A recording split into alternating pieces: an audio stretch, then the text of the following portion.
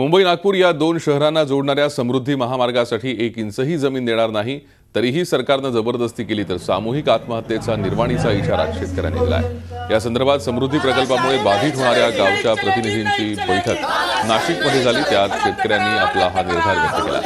समृद्धी महामार्गासाठी नाशिक जिल्ह्यातील सिन्नर आणि इगतपुरी या दोन तालुक्यातील मिळून एकूण 49 गावं बाधित होत आहेत। असंख्य शेतकऱ्यांचं हजारो एकर क्षेत्र आणि घरं यात उद्ध्वस्त होणार आहेत। पर्यायी मार्ग उपलब्ध असतानाही शेतकऱ्यांच्या जमिनीवर बुलडोझर चालवण्याचा प्रयत्न सरकारकडून सुरू असल्याचा आरोप यावेळी शेतकऱ्यांनी केला। दरम्यान प्रकल्पासाठीचा शेतकऱ्यांचा विरोध शांत करण्यासाठी जिल्हा प्रशासनाच्या माध्यमातून शेतकऱ्यांना 5 पट मोबदला जाहीर करण्यात आला, मात्र त्यालाही शेतकऱ्यांनी तीव्र विरोध केला। सरकारने जाहीर केलेल्या दरपत्रकाच्या प्रतीची ठिकठिकाणी प्रकल्पग्रस्तांनी होळी केली।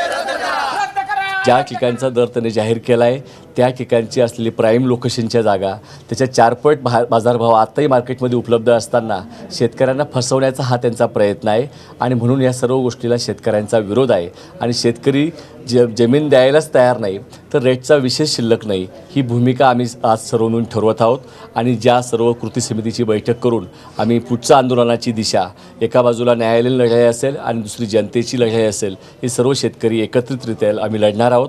काही इगतपुरी तालुक्यामधून हा जो रोड जातो तो दोन्ही बाजूने धरणं आहेत आणि मध्ये पूर्णपणे आम्ही धरणांवरून पाईपलाईनिंग करून ती जमीन पूर्ण बागायती केलेली आहे आणि ती बागायत जमीन आता परत जर या धरणामध्ये या रस्त्यामध्ये जर गेली तर इगतपुरी तालुका पूर्णपणे नकाशावरून नाहीसा होईल। म्हणून आम्हाला मुळात शेतकऱ्यांची अशी मनस्थिती आहे का काही जरी झालं, कोणत्याही टोकाला गेलं तरी या रस्त्याला जमीनच द्यायची नाही। त्यांची जमीन नाहीशी होते, त्यांचे मुलं रस्त्यावर येतात, तर हा प्रश्न लोकांना माहिती आहे। त्याच्यामुळे शेतकऱ्यांचा हा पूर्ण 100% विरोध आहे।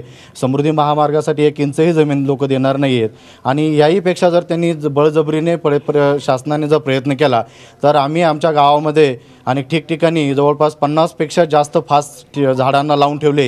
यांनी जर जास्त अट्टहास केला आणि बळाचा वापर केला तर आम्ही शेतकरी गळफास घेऊन आम्ही आत्महत्या करू व आत्महत्येला जबाबदार हे पूर्णपणे शासन राहणार आहे। परंतु आम्ही हा रस्ता आमच्या भागातून 101% जाऊ देणार नाही। झी 24 तास रहा एक पाऊल पुढे।